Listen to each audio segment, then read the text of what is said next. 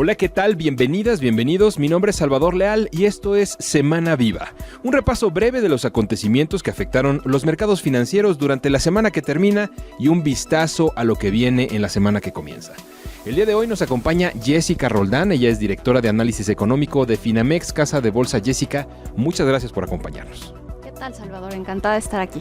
Y vamos a la información.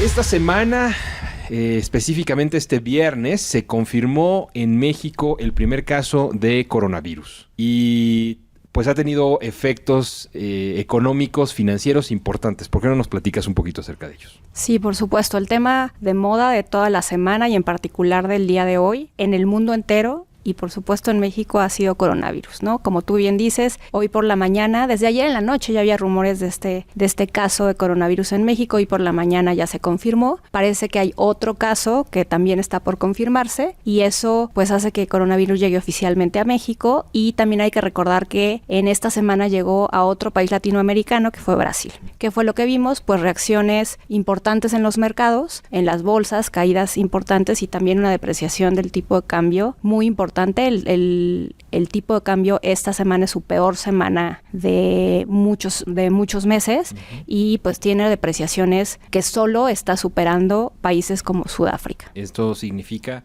una particular exposición de la moneda mexicana en los mercados, ¿no? Sí, en general no es un fenómeno solo aislado a México. Hemos visto que las monedas emergentes han estado bastante golpeadas por un dólar que está muy fuerte y pues en ese sentido vemos disminuciones de alrededor de niveles de 4%, 5% en el peso mexicano, en el rand, en la lira turca, en el real brasileño. Entonces esto es un fenómeno realmente generalizado. Lo que vemos es, hay mucha gente que le está llamando a un viernes negro, un periodo y una semana de contracción muy importante en todas las bolsas y de nuevo todo es generalizado. Las tasas de interés han estado también subiendo de manera importante, denotando que hay primas por riesgo, sobre todo en la parte larga de la curva, y la tasa de Estados Unidos, que al final vuelve a ser el refugio por excelencia, pues ha estado llegando a niveles mínimos de los últimos meses, cercanos casi a 1%, que son tasas de nuevo muy, muy bajas. Será un tema que tendremos que revisar las siguientes semanas, pero la siguiente semana en particular, ¿cierto? Sí, creo que va a ser decisivo, sobre todo las próximas 2 semanas, para entender cómo a nivel global esto pues empieza a esparcirse. Ya habíamos durante toda la semana señalado o visto por parte de la Organización Mundial de la Salud cómo pues la mayor parte de los casos están en China, cómo China parece ser que ya logró empezar a contener la enfermedad, ¿no? En el sentido de que hay cada vez menos contagiados, pero pues esto se fue a niveles globales. Entonces ya vemos países como Corea del Sur, Italia, Irán, Japón, que tienen un gran número de contagios, Estados Unidos, que ya también importante. Ya vimos, por ejemplo, ayer al presidente Donald Trump hablar sobre cuáles van a ser las medidas que se van a tomar. Entonces, aquí hay mucha incertidumbre porque este es un fenómeno realmente sin precedente. El virus es un virus particularmente resistente, según se dice, y además el tiempo de incubación es relativamente largo. Sí. Entonces, aunque la tasa de mortalidad es baja, pues eso genera muchísima incertidumbre para todos los sectores, o sea, para toda la parte de servicios, turismo, bienes obviamente de entretenimiento, para la parte de consumo, y no nada más eso. Esto no es nada más un tema de demanda, también es un tema de oferta. ¿Por qué? Porque pues a la hora de poner en cuarentena a la gente, pues la gente deja de ir a sus lugares de trabajo y pues las cadenas de producción se ven interrumpidas. Entonces, el efecto que esto va a tener sobre la actividad económica y por cuánto tiempo todavía es una gran incógnita. En términos de mercados financieros, ¿hacia dónde se están moviendo los inversionistas? ¿Qué medidas, qué efectos estás viendo tú?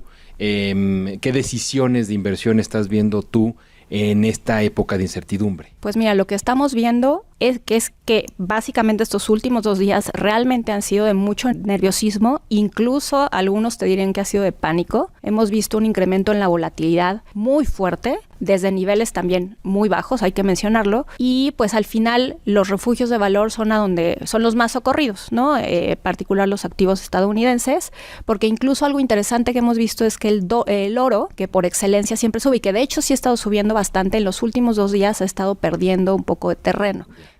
Entonces, ¿eso a qué se explica? Pues seguramente a que en este caso en particular también se necesita liquidez, se necesita efectivo y entonces la gente tiene que tener pues cash, ¿no? Muy bien.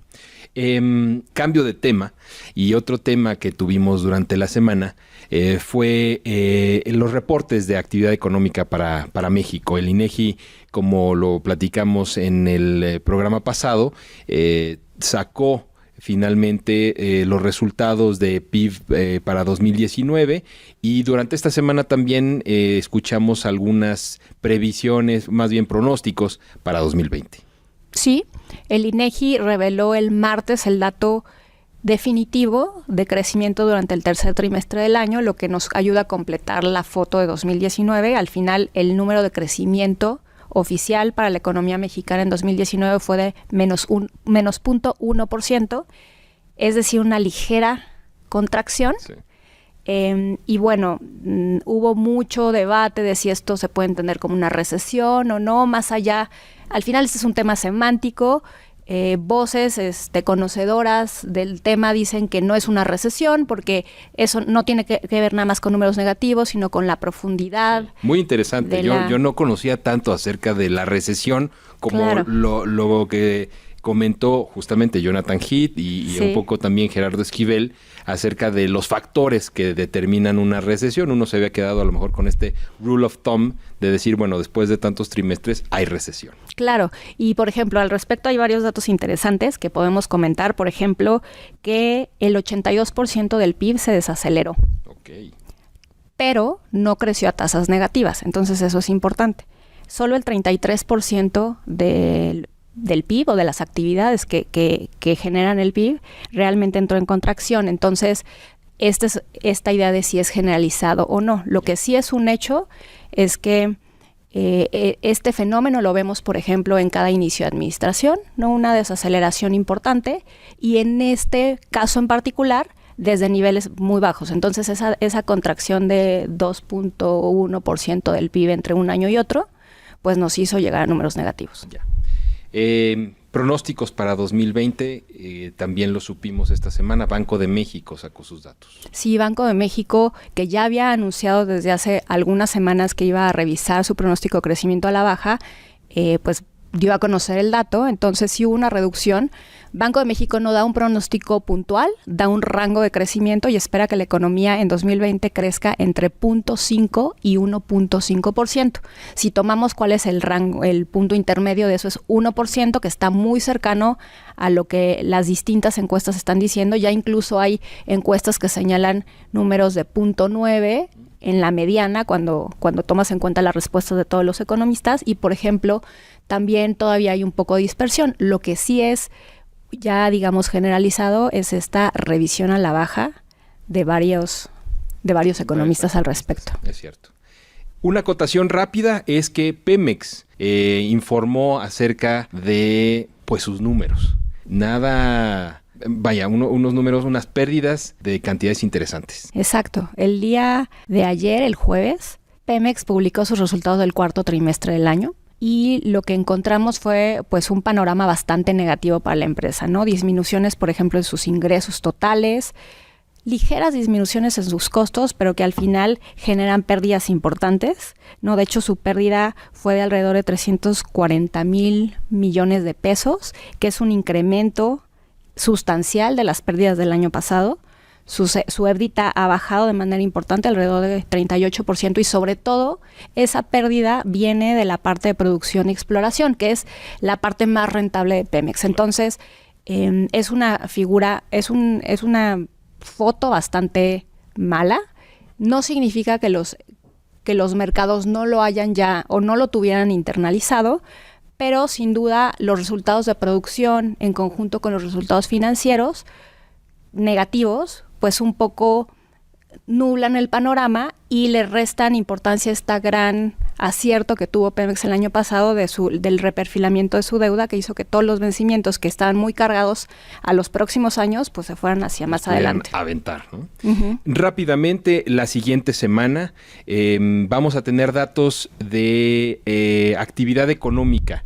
Me comentábamos fuera del aire, PMI. Platícanos un poquito. Sí, van a salir los famosos PMIs. ¿Qué son los PMIs? En inglés se llaman Purchasing Managers Indexes y son encuestas que se le hacen a la iniciativa privada en muchos países. Esto es muy generalizado, en donde se les pregunta cómo viste las órdenes de compra, cómo ves tú las contrataciones, cómo estuvieron tus pedidos, etcétera. Como que es un pulso del mercado con respecto al mes que acaba de concluir.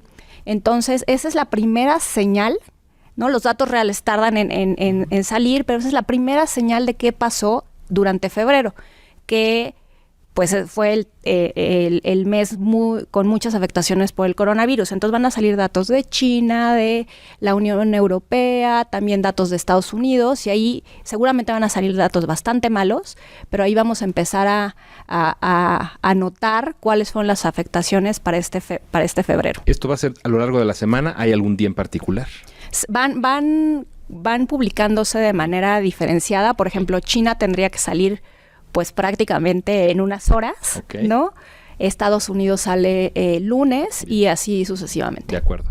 Y para terminar, también tenemos el martes, tenemos el supermartes. Las elecciones estadounidenses tienen el componente de las primarias del Partido Demócrata, ¿cierto? Exacto, las primarias del Partido Demócrata van a estarse realizando, en particular el Supermartes o Super Tuesday, que es muy importante. ¿Por qué? Porque va a haber elecciones primarias de los delegados, que luego van a ser los que van a votar por quién va a ser el candidato demócrata, por ahí de mediados del año.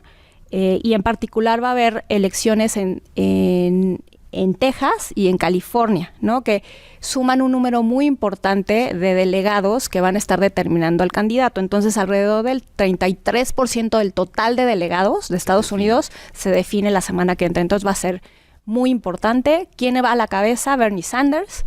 Después de él sigue Biden. Bloomberg, que ha repuntado muchísimo en las últimas semanas. Entonces, cualquier cosa que sea un resultado distinto a que Bernie Sanders acumule un buen número de delegados, va a ser una sorpresa. Jessica, te agradezco mucho que nos hayas acompañado en esta emisión de Semana Viva y nos escuchamos en una siguiente ocasión, si te parece bien. Al contrario, Salvador, encantada. Y a ustedes, no se despeguen, nos escuchamos en la siguiente emisión.